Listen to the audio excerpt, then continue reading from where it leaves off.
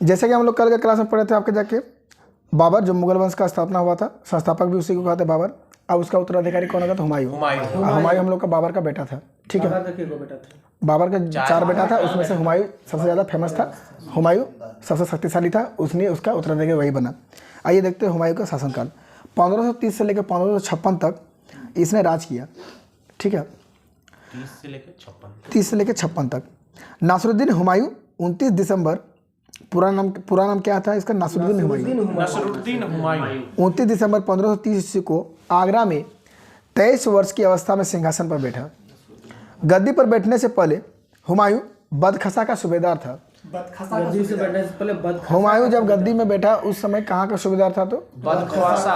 अपने पिता के निर्देश के अनुसार हुमायूं ने अपने राज्य का बंटवारा अपने भाइयों में कर दिया था। हुमायूं सबसे बड़ा बेटा होगा शायद, सब भाई को अपना 4 भाई दे दिया। इसने कामरान को काबुल दिया और कंधार दिया। भाई साहब का नाम बोल रहे हैं। कामरान को काबुल और कंधार दिया। मिर्जा अस्करी को संभल दिया। मिर्जा हिंदाल को अलवर और मेवाड़ दिया। अपने चचेरे भाई सुलेमान मिर्जा को हुमायूं ने बदखसा प्रदेश ही दे दिया, जाकर सूबेदार, ठीक है, अपने चाचा का भाई को।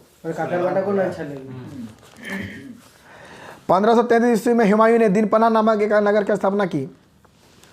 दीनपना नामक नगर का स्थापना किसने क्या आता तो बोल दिएगा, हुमायूं बोलिएगा। चौसा का युद्ध 1539 ईस्वी में हुआ था शेर खां, जिसको हम लोग शेरशाह सूरी बोलते हैं, और आपका देखो हुमायूं के बीच में, जिसमें हम लोग का हुमायूं की हार हुई थी, शेरशाह की जीत हुई थी। इसी युद्ध के बाद शेर खां ने शेरशाह की पदवी ग्रहण कर ली। इसी युद्ध के जो पराजय करने के बाद हुमायूं को अपने आप को किसका उपाधि धारण कर ली? पद शेरशाह की। बिलग्राम या कन्नौज का युद्ध 1 साल बाद 1540 ईस्वी में हुआ था। फिर शेरशाह के साथ हुआ और हुमायूं के बीच हुआ।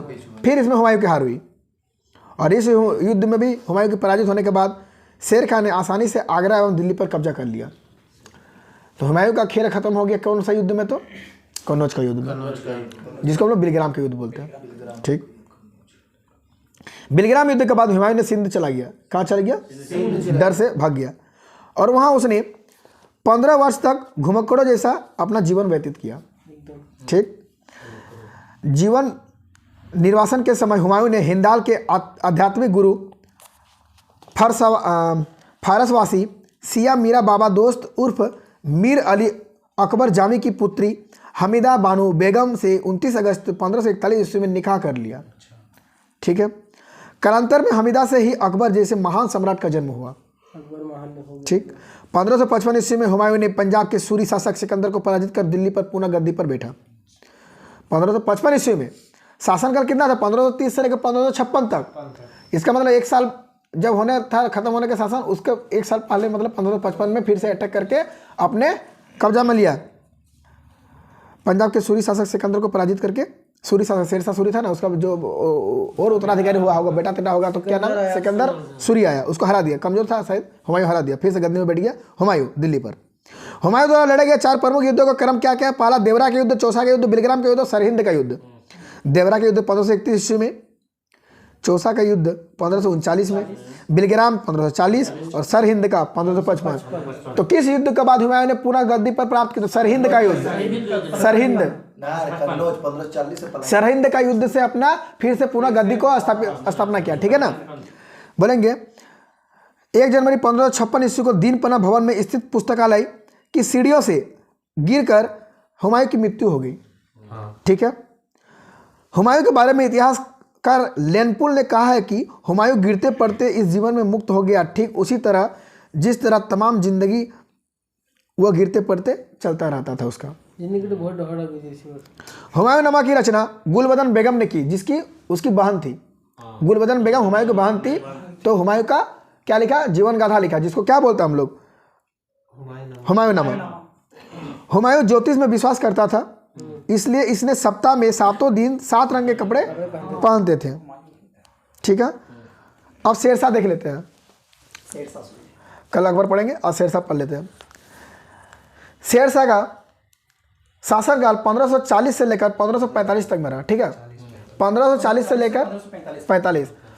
हुमायूं का शासनकाल 1530 से लेकर 1556। उसके बीच में अटैक किया शेरशाह सूरी हुमायूं को। कौन सा युद्ध में? पहला चौसा के युद्ध में अटैक किया, हरा दिया। दूसरा युद्ध में बिलग्राम या कन्नौज का युद्ध पूरी तरह से हरा दिया 1540 में, और दिल्ली पर कब्जा कर लिया था कौन? शेरशाह सूरी। 1555 में शेरशाह सॉरी हुमायूं ने सरहिंद का युद्ध लड़के पुनः अपना गद्दी प्राप्त कर ली। किसको हरा कर? सिकंदर सूरी को हरा कर, ठीक है। बाद में वो पुस्तकालय की सीढ़ी से गिर कर मर गया। उसके बाद उसका कौन आएगा? शेरशाह सूरी का थोड़ा सा जो बीच में आया था शासनकाल में, उसके बारे में थोड़ा देख लेते हैं। शेरशाह सूरी का शासनकाल 1540 से लेकर 1545। 40 किससे हो गया? बिलग्राम के युद्ध में पूरी तरह से हराया था, तो वहां से राज करेगा, स्टार्ट करेगा शासनकाल, तो 5 साल तक राज किया, 45 तक। डॉक्टर के आर कानूनगो के अनुसार बोला जाता है कि हरियाणा प्रांत के नरनौल, जिसको महेंद्रगढ़ स्थान पर इब्राहिम के पुत्र हसन के घर पर 1486 ईस्वी में शेरशाह का जन्म हुआ था। परमात्मा शरण का विचार है कि शेरशाह का जन्म वर्ष 1472 ईस्वी को हुआ था, मतलब 2 साल इसको बताया जाता है। कभी कोई बोलता है 1486 बोला था, ये कौन बोला था? 1486 कानूनगो बोला था, लेकिन शेरशाह का जन्म 1472 बताया था कौन? परमात्मा शरण ने बोला था। इनके बचपन का नाम फरीद खां था। ये इंपॉर्टेंट क्वेश्चन मिलेगा। शेरशाह का नाम फरीद खां, क्या नाम था? फरीद खां। यह सूर्यवंश से संबंधित था। कौन वंश से था? इनके पिता हसन खां जौनपुर राज्य के अंतर्गत सासाराम के जमींदार थे। फरीद ने एक शेर को तलवार के एक ही बार से मार के गिरा दिया था और 2 भागों में बांट दिया गया था, इसीलिए उसका नाम बहादुरी से प्रसन्न होकर बिहार के अफगान शासक सुल्तान मोहम्मद बहार खां लोहानी ने उसे शेर खां की उपाधि दी। शेरशाह बिलग्राम में 1540 के बाद दिल्ली की गद्दी पर बैठा। शेरशाह की मृत्यु कलिंजर के किले के जीतने के बाद क्रम में 22 मई 1545 ईस्वी को हो गई। मृत्यु कब हुई थी शेरशाह की? 1545 में। इसके बाद और कोई आया हुआ छोटा मोटा राज्य, जो सिकंदर बोले ना, सूरी तूरी आया था, सिकंदर सूरी हल्का था, हुमायूं फिर से सरहिंद का युद्ध मार दिया उसको, पुनः गद्दी। केवल शेरशाह का बोलता कितना था? बोलता शासनकाल तो 1540 से 45, ठीक। मृत्यु के समय वह उक्का नमक आगेनस चला गया था। कलिंजर का शासक किरत सिंह था वहाँ का। कलिंजर का शासक का नाम क्या था? किरत सिंह। हिंद और ईरानी वास्तुकला के समन्वय का प्रथम उदाहरण शेरशाह का मकबरा, जिसे सासाराम में झील के बीच ऊंचे टीले पर निर्मित किया गया। क्वेश्चन पूछेगा सासाराम का किला पार्क कहाँ पर है? तो बिहार का सासाराम में है। शेरशाह का मकबरा कहाँ पर है? तो सासाराम में है, ठीक है। रोहतासगढ़ का किला है कोहना नामक मस्जिद का निर्माण शेरशाह के द्वारा ही किया गया था। क्वेश्चन पूछेगा रोहतासगढ़ का किला किसने बनाया? तो शेरशाह सूरी ने बनाया। रोहतासगढ़ का किला किसने बनाया? तो शेरशाह बनाया। किला एक कोहना जो कि नामक मस्जिद है, उसका भी निर्माण शेरशाह ही ने करवाया था। शेरशाह ने रोहतासगढ़ के दुर्ग एवं कन्नौज के स्थान पर शेरसुर नामक नगर को बसाया था। शेरसुर नामक नगर को बसाने का काम कौन किया था? तो ठीक है। लेकिन दीनपाना नगर का स्थापना किसने किया था? तो हुमायूं ने किया था। शेरशाह का उत्तराधिकारी उसका पुत्र इस्लाम शाह हुआ। शेरशाह 1545 तक खत्म हो गया। उसके बाद उसका बेटा आया था इस्लाम शाह। शेरशाह ने भूमि की माप के लिए 32 अंक वाला सिकंदरी गज एवं सन की डंडी का प्रयोग किया था। 32 गज वाली बोला गया कि भूमि को माप तोल करने के लिए सन की डंडी का उपयोग करने वाला कौन सा लगा था? तो शेरशाह सूरी प्रथम में। शेरशाह के समय में पैदावार का लगभग 1/3 भाग सरकार को लगान के रूप में वसूल करते थे। 3 भाग आपने तुम फसल उपजाया तो 1 भाग हमको चाहिए, शेरशाह बोलता था, ठीक है। शेरशाह ने सोने के सिक्के, अशरफ, चांदी का रुपया तथा तांबे का दाम नामक सिक्का चलाया। जो सोने का सिक्का बनाया उसका नाम रखा अशरफ। जो चांदी का रुपया तो रुपया नाम रखा। चांदी का जो बनाया सिक्का उसको रुपया बोला, और तांबा का जो बनाया उसको दाम बोला। तीनों सिक्के इसने चलाए। चांदी का रुपया सर्वप्रथम शेरशाह ने ही जारी किया था, याद रखिएगा। चांदी का सबसे पहले सिक्का शेरशाह सूरी ने जारी किया। चांदी के रुपया तांबे के दाम का विनिमय का अनुपात 1/64 था। मतलब चांदी का यदि 1 रुपया तो तांबा का 64, ठीक है। विनिमय का स्तर ज्यादा, ठीक है।